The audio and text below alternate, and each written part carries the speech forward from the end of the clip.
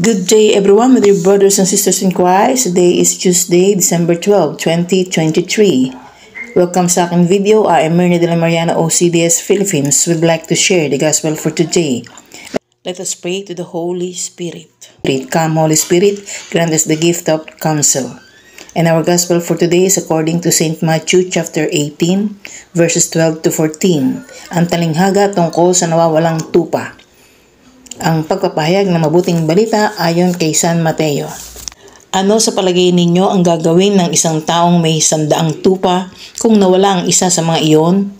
Hindi ba't iniiwan niya ang 99 na nasa bundok upang hanapin ang naligaw?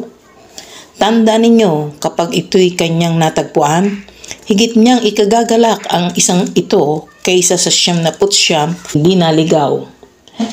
Gayon din naman, hindi ayon sa kalooban ng inyong Ama na nasa langit na mapahamak ang isa sa maliliit na ito. Ang mabuting balita ng Panginoon. Pinupuri ka namin, Panginoon Jesucristo.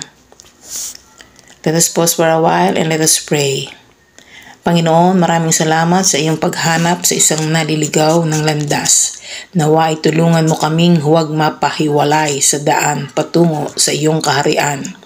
Itago mo kami sa iyong puso at huwag mo pong ipahintulot na kami malayo sa iyo. Amen.